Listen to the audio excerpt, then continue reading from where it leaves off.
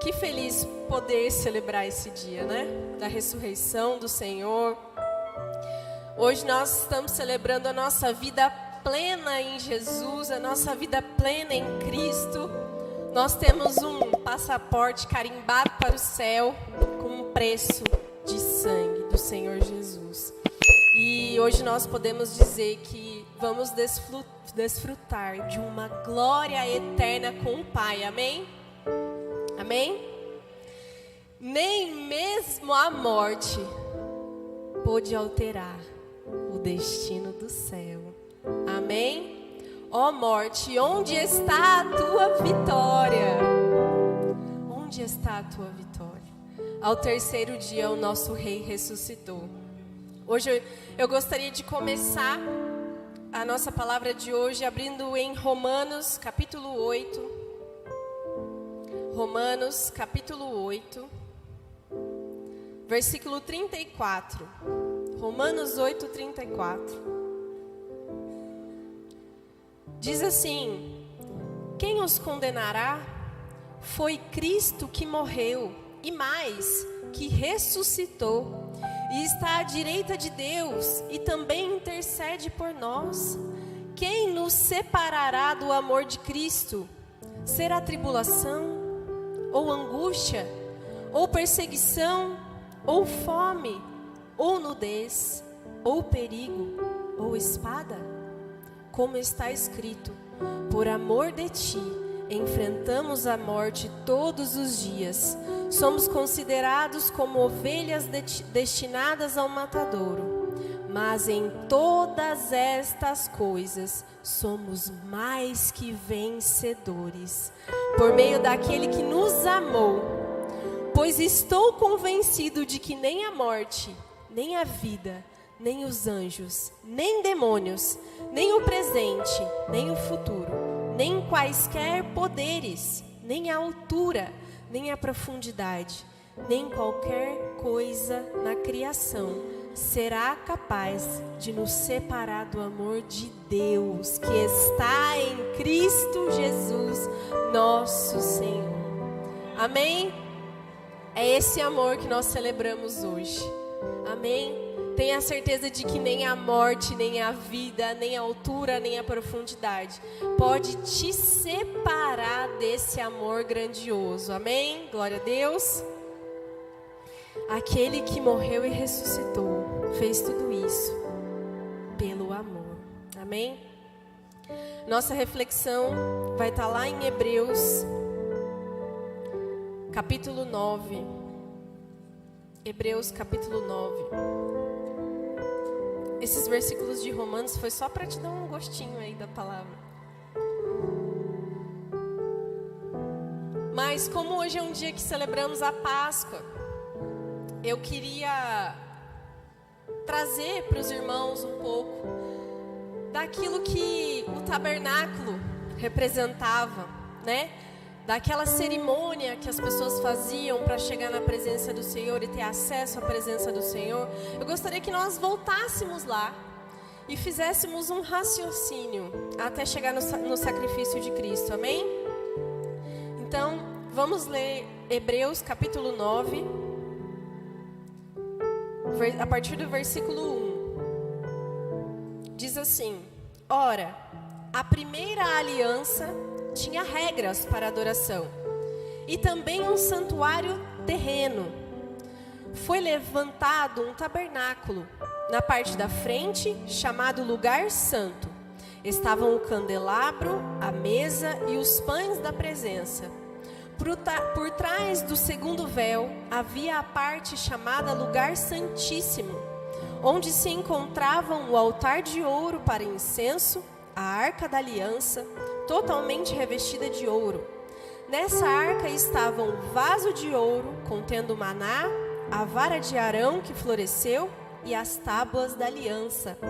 Acima da arca estavam os querubins da glória, que com sua sombra cobriam a tampa da arca. A respeito dessas coisas, não cabe agora falar detalhadamente. O que isso significava? Isso aqui era uma ilustração. O tabernáculo, ele era um lugar, né? Era algo estabelecido como uma ilustração que traziam verdades espirituais para nós. E cada elemento ali representava algo diferente da presença do Senhor, né? E ali apontava para algo que seria definitivo. Aqueles rituais que eram feitos pelos sacerdotes, pelos sumos sacerdotes, eram de certa forma algo incompleto, né? Vamos ver ali o versículo, a partir do versículo 6, a partir do versículo 9, desculpa. Isso é uma ilustração para os nossos dias, indicando que as ofertas e os sacrifícios oferecidos não podiam dar ao adorador uma consciência perfeitamente limpa. Eram apenas prescrições que tratavam de comida e bebida e de várias cerimônias de purificação com água. Essas ordenanças exteriores foram impostas até o tempo da nova ordem. Então, o que isso significa? O próprio autor de Hebreus nos diz que era uma ilustração e que se tratavam de prescrições e de ordenanças exteriores, ou seja, aquilo que o exterior poderia ver. Então, na lei havia lá, toda vez que alguém com uma mancha, ou com uma doença, ou com lepra, o sacerdote avaliava, fazia um sacrifício, um pecado, tinha lá os pecados, os animais para pecado, os animais de ofertas, tudo isso rituais que expressavam o exterior. E uma vez por ano, o sacerdote chegava no lugar santíssimo, porque ele não podia entrar mais de uma vez por ano. E ele tinha que se purificar antes de entrar ali onde havia a Arca da Aliança, passar pelo véu e entrar perto da Arca da Aliança. Ele tinha que fazer um sacrifício para se purificar e purificar os pecados de ignorância de toda a comunidade, porque senão ele seria morto diante da presença do Senhor. O que isso nos dizia? Dizia que aquilo era algo exterior, algum pecado que fosse visto aos olhos, digamos assim. Não era algo que trazia total e completa redenção. Era uma redenção simbólica por meio de tudo aquilo que o Senhor tinha colocado para que o povo fizesse. Porque aquele ritual, aquela cerimônia e aquele tabernáculo apontavam para algo perfeito, algo duradouro e algo que seria eterno e definitivo.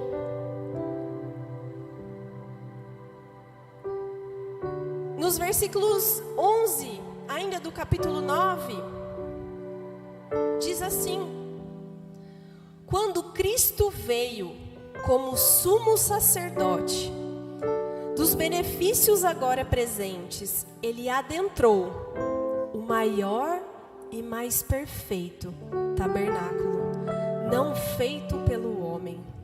Isto é, não pertence a essa criação. O que aconteceu quando Jesus Cristo veio? O que aconteceu? Quando ele morreu, ele adentrou ao céu. Um tabernáculo que não foi feito por mãos humanas. No Antigo Testamento, o tabernáculo era feito por mãos humanas. Vamos lá para Hebreus 8.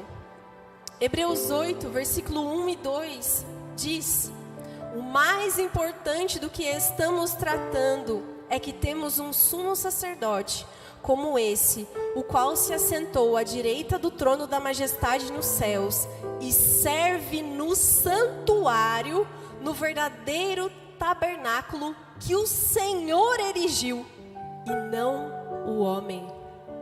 Eu acho que você não está entendendo o que eu estou falando para você. Porque se você estivesse entendendo, você estaria dando glória a Deus.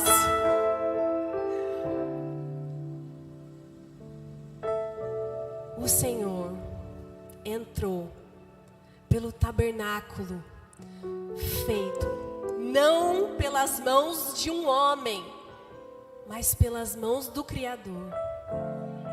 Ele morreu e ressuscitou e está assentado à direita do Pai. Assentado à direita do Pai. No Antigo Testamento tinha tabernáculo. De igual modo, aqui também teve um santuário, um tabernáculo. Jesus Cristo adentrou pelo tabernáculo dos céus e foi ministrar na presença do Pai. O sacerdote entrava no tabernáculo para fazer a ministração na frente da Arca da Aliança, que representava a presença de Deus. Jesus Cristo foi ministrar na presença do Pai. Vocês estão entendendo o quão perfeito foi esse sacrifício? O quão perfeito foi tudo isso que nós celebramos hoje? Teve santuário e teve sacrifício também, assim como os sacerdotes tinham que fazer os sacrifícios. O Senhor Jesus Cristo fez. Ele ofereceu a si mesmo como sacrifício totalmente eficaz e definitivo. E hoje nós celebramos a nossa eterna redenção. Não é uma redenção simbólica, como no Antigo Testamento, que o sacerdote tinha que fazer, até mesmo pelos pecados de ignorância do povo. Mas hoje nós temos a liberdade de entrar na presença do Pai, falar com o Pai. Porque quem nos justifica é o Senhor Jesus, um Cordeiro imaculado, o Cordeiro perfeito. Não é a nossa justiça que brilha quando o Senhor olha para nós, mas é o Pai, é o Filho sobre nós. O sangue de Jesus estampado em nós, o amor dele por nós, ministrado na presença do Senhor Jesus, na presença de Deus. É assim que ele nos vê. É dessa maneira.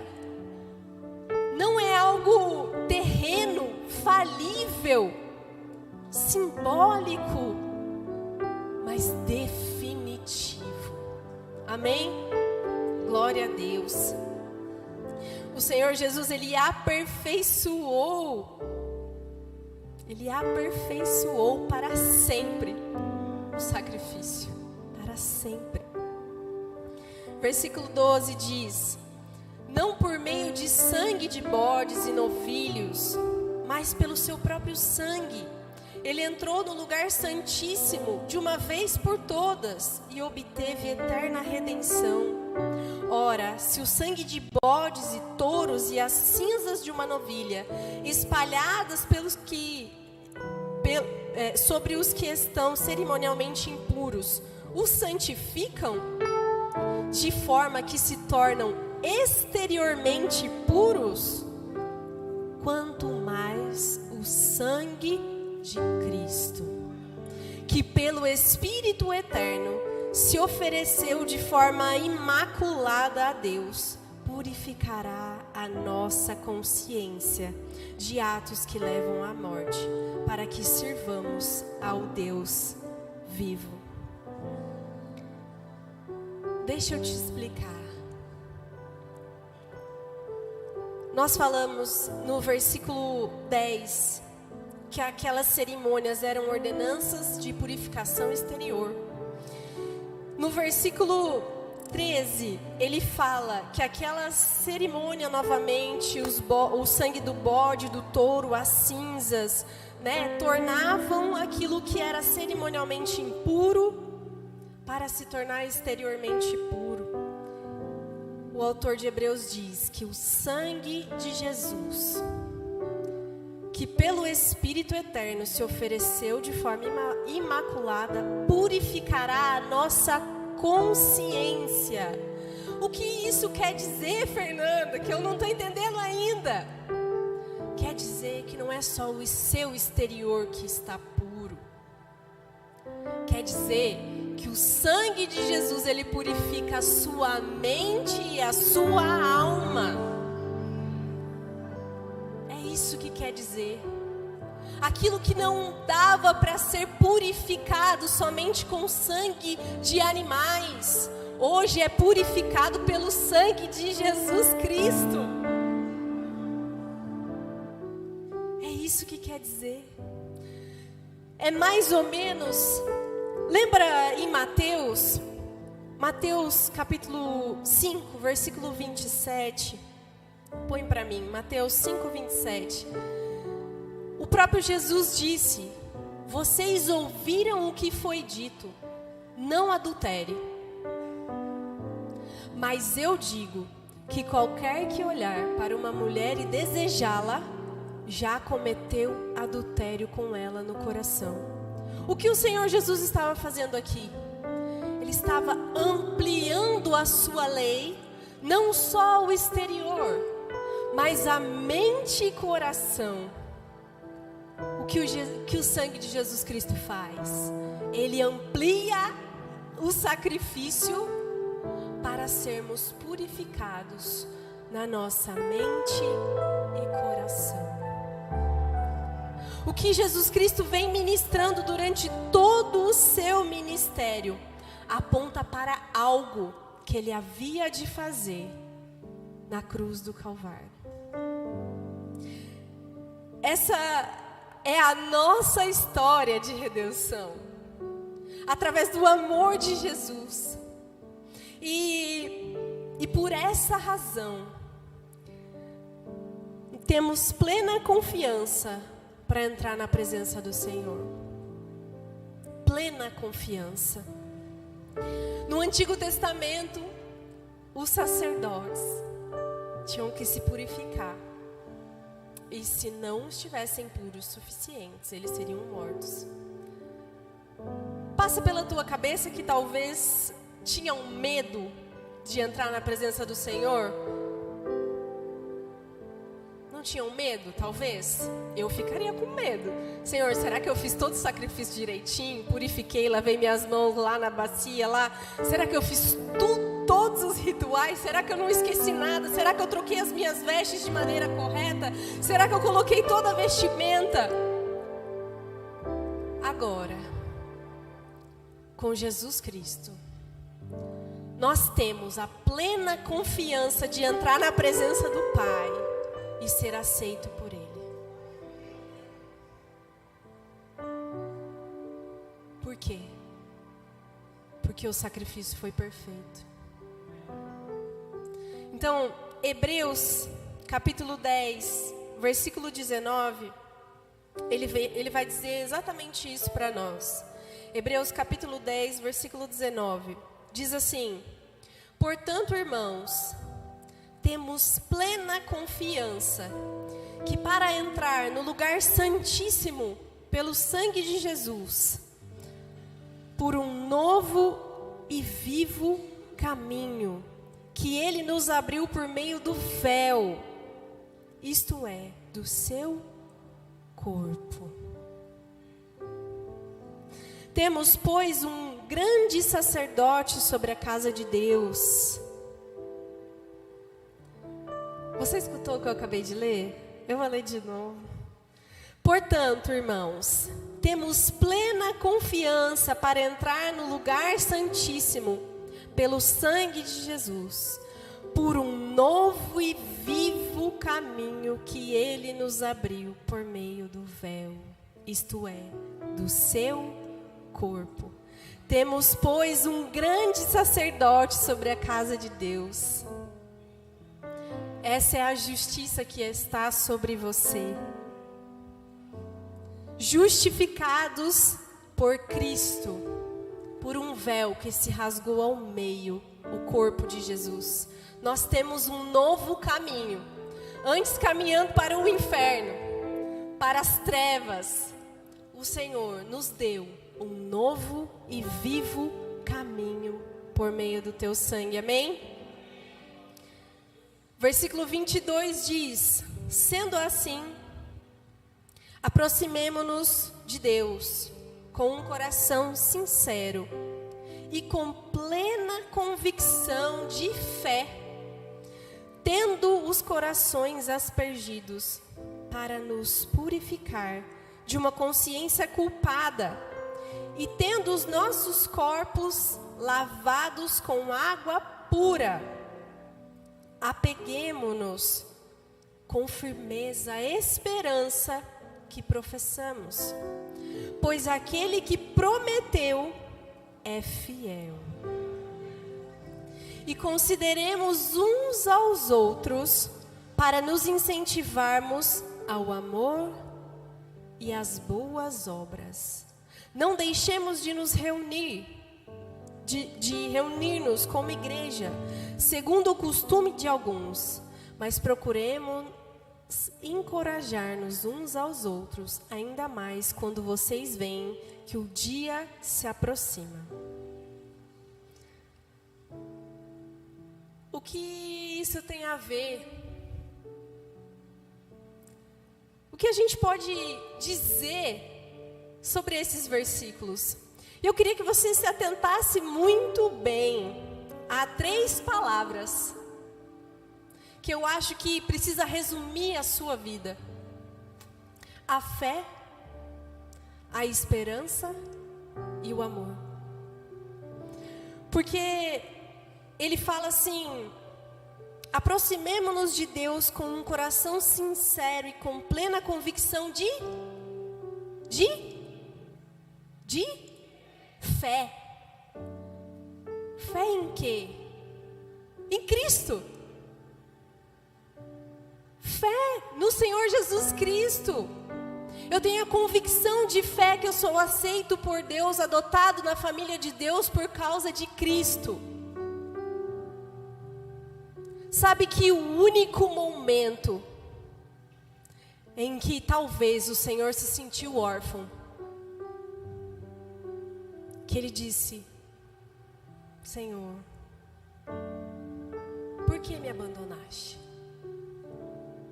Naquele exato momento, foi onde nós fomos aceitos por Deus, adotados por Deus na sua família, como filhos de Deus. Em todo o ministério de Jesus, Jesus ora para o Senhor: Senhor, Pai, é o que Ele fala, Abba, Pai, Pai. Mas naquele momento na cruz Ele diz: Senhor. Talvez esse momento em que ele se sentiu órfão foi o momento em que nós entramos para a família do Senhor. Então, pela nossa fé em Cristo, pela convicção de que somos filhos de Deus pelo sangue de Jesus Cristo, nós permanecemos. Amém? Então ele diz: aproximemo-nos de Deus com essa convicção de fé. Senhor, eu sou teu filho, eu tenho fé em ti por Senhor Jesus Cristo. Apeguemo-nos com firmeza, versículo 23, a esperança. O que quer dizer isso? Que esperança é essa? E no final ele fala que professamos, pois aquele que prometeu é fiel. Que esperança é essa? Qual é essa promessa? Vai comigo para João, capítulo 14. João, capítulo 14.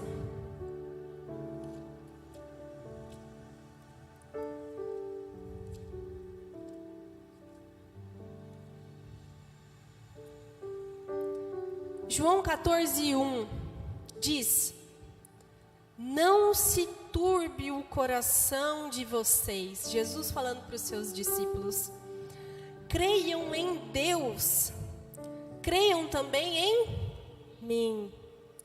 Na casa de meu Pai há muitos aposentos. Se não fosse assim, eu lhes teria dito: Vou preparar-lhes lugar.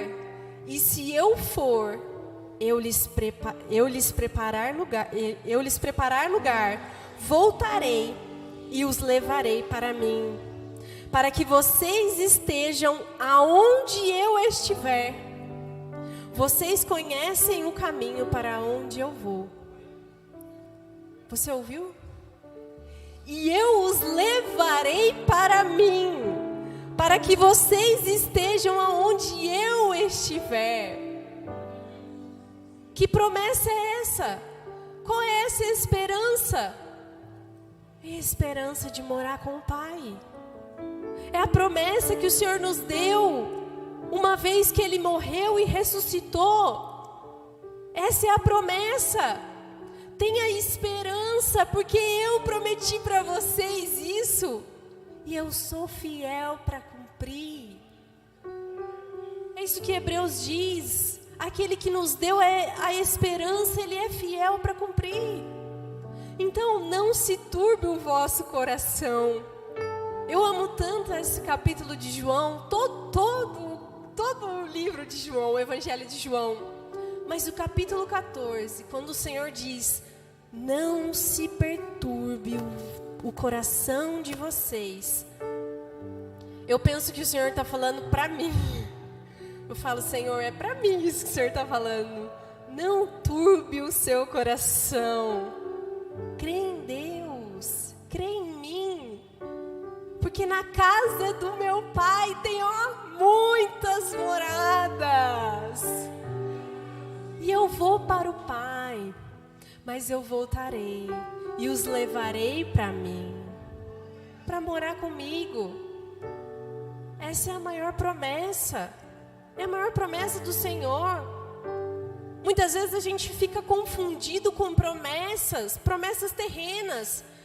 Porque o vaso de Deus me entregou, que eu vou ter, que eu vou conquistar, que eu vou ser, que eu vou... Peraí, a maior promessa que você pode ter é morar com o Senhor. Essa é a maior promessa. E da boca dele é a única que não falha. Eu tenho plena convicção. Assegura isso dentro do seu coração hoje.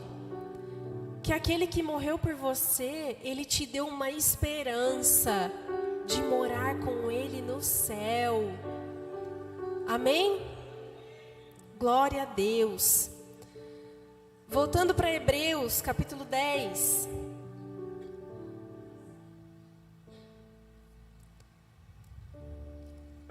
Hebreus capítulo 10, versículo 24 diz: e consideremos uns aos outros, para nos incentivarmos ao amor e às boas obras. Eu queria que você riscasse aí na sua Bíblia, sublinhasse, circulasse. No versículo 22, a palavra fé. No versículo 23, a palavra esperança. E no versículo 24, a palavra amor. Para você nunca mais esquecer isso. Porque a base da vida cristã é essa tríade: fé, esperança e amor. E isso nos lembra 1 Coríntios 13, não lembra? Quando o apóstolo Paulo fala. Põe para mim no telão 1 Coríntios 13.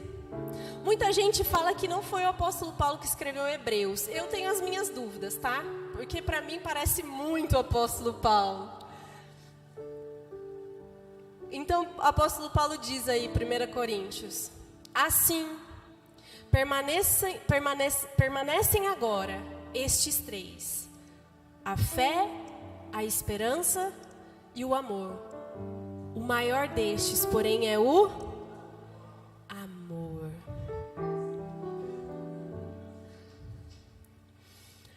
Nós temos a perfeição do amor como referência de amor.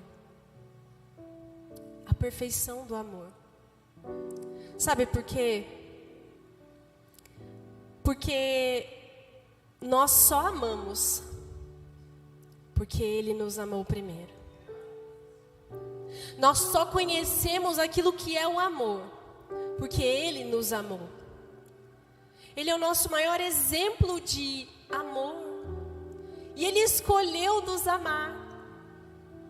Ele escolheu o caminho do amor. Então, quando a Bíblia está dizendo: considere uns aos outros para nos incentivarmos ao amor, o autor está dizendo assim: você precisa amar como Cristo amou. Porque fora dele não tem amor. Ele é o maior exemplo de amor. Você pode pensar que você ama, como o som disse, como pai, como mãe, como filha. Ah, mas o amor de Deus, o amor de Jesus, ele transcende tudo, tudo. E eu vou provar para você, mais uma vez. Eu tenho algumas perguntas para você. E eu gostaria que você fosse bem sincero, tá? Que eu também vou ser. E eu também vou levantar a minha mão. Quantas pessoas aqui, hoje, já foram traídas por alguém? Seja amizades, seja cônjuge, namorado, enfim, qualquer tipo de relação. Quem já foi traído? Olha. Dá uma olhadinha aí pro seu lado, levanta a sua mão. Dá uma olhadinha aí pro seu lado. Tá. Quantos aqui já sofreram deslealdade ou injustiças?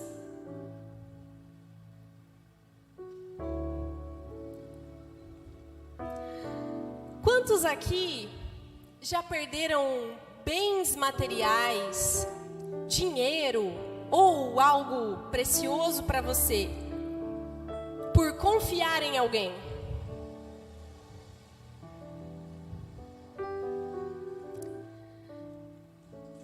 Vocês perceberam que vocês não levantaram as mãos sozinhos? A maioria da igreja levantou as mãos, não levantou? A maioria. Por quê? Por quê? Nós somos pessoas falhas. O pecado habita em nós, o pecado habita nos outros. Nós já fomos traídos, injustiçados, já fomos tratados com deslealdade, com desamor, com calúnias, muitas vezes com perdas. E eu sei que eu e você teríamos muitos motivos para não amar, não é verdade? Se a gente fosse listar os motivos para amar alguém e para não amar alguém, seriam vários, não seriam? Principalmente dessas pessoas aí que vocês pensaram. E eu tenho certeza que quando eu perguntei quem foi traído, quem foi injustiçado, muitas dessas pessoas que feriram você não foram pessoas distantes, mas foram pessoas próximas, não foram? Foram. Nós teríamos muitos motivos para não amar. Muitos.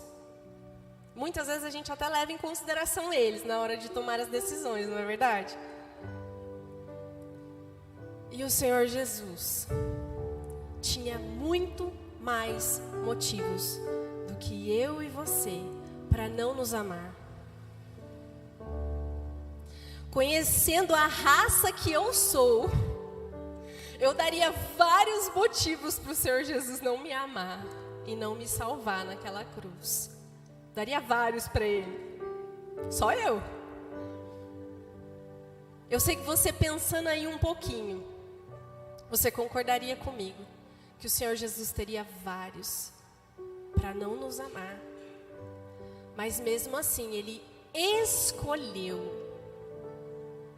Porque o amor dele foi uma escolha de obediência ao Pai e de amor a nós, por nos amar. E aí, quando o apóstolo Paulo ou o autor de Hebreus fala para incentivarmos ao amor, é desse amor que ele está falando. É um amor que transcende o nosso pensamento e a nossa visão de olhar quem merece e quem não merece. Mas é o olhar do Senhor, o olhar de Jesus Cristo a todos. Porque Ele diz que em João 13, João capítulo 13, versículo 34 e 35. João 13, 34 e 35 diz: um novo mandamento lhes dou: amem-se uns aos outros, como eu os amei. Vocês devem amar-se uns aos outros. Com isso, todos saberão que vocês são meus discípulos, se vocês se amarem uns aos outros. Quer dizer, Senhor, é na minha medida de amor? Não. Amem-se uns aos outros como eu os amei. Não é na nossa medida, é na medida de Cristo. É na medida de Cristo. E quando a gente acha que a gente está amando muito, na verdade a gente está amando muito pouco.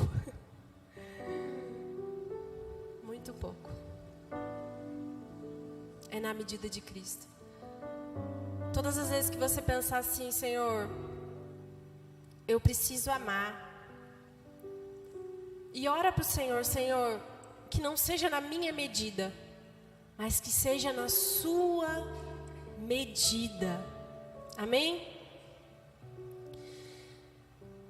E da mesma forma, Jesus, ele foi traído, rejeitado por inúmeras vezes, foi abandonado pelos seus, por aqueles que ele mesmo escolheu, e ele assim quis amar e escolheu nos amar. Mas isso não pode tirar de nós,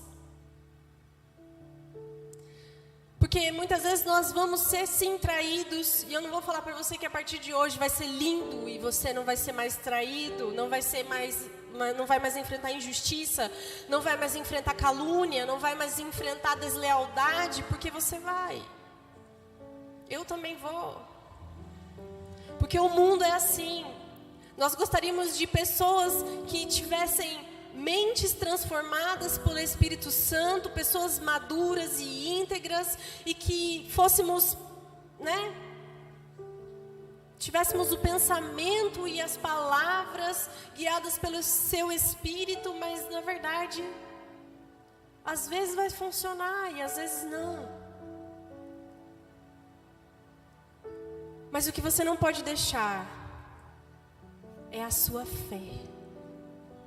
Você não pode deixar de ter a convicção de Cristo e do amor dele por você, feito naquela cruz do Calvário. Você não pode deixar de ter a esperança de um dia morar com ele na glória, na morada celestial que ele está preparando para nós. E você não pode deixar de amar. Ame as pessoas. Trabalhe com elas, perto delas. Ame-as de verdade, muito próximo. Ore, Senhor Jesus, faça com que eu ame na sua medida. Mas deposite a sua fé só em Jesus Cristo. Porque as pessoas vão decepcionar e você não pode se abalar. Porque se você depositar sua fé em pessoas, elas vão te decepcionar. Mas Jesus Cristo, esse jamais te decepcionará. Esse não. Porque Ele é fiel e Ele prometeu e Ele vai cumprir, amém? Glória a Deus. Então você precisa saber que a escolha de Jesus foi uma escolha de amor por mim e por você.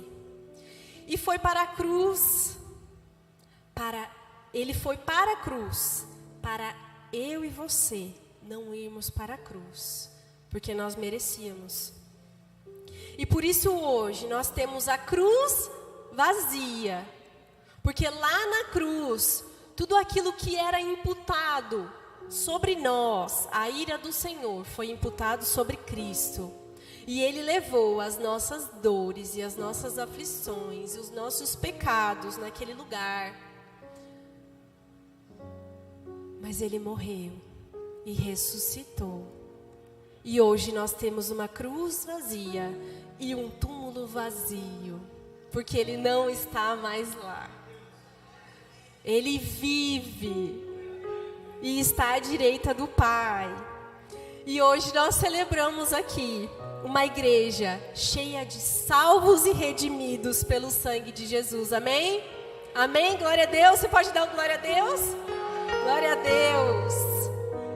Pode se colocar de pé. E eu gostaria de encerrar essa mensagem com 2 Coríntios. 2 Coríntios, capítulo 5. 2 Coríntios, capítulo 5, versículo 14. Diz assim: o amor de Cristo nos constrange, porque estamos convencidos de que um morreu por todos, logo todos morreram. Próximo. Ele morreu por todos, para que aqueles que vivem já não vivam para si mesmos, mas para aquele que por eles morreu e ressuscitou. Glória a Deus. Vamos ler juntos esse versículo? Ele morreu.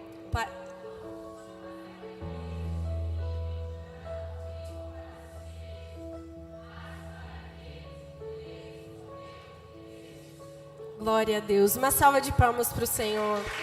Louvado seja Deus.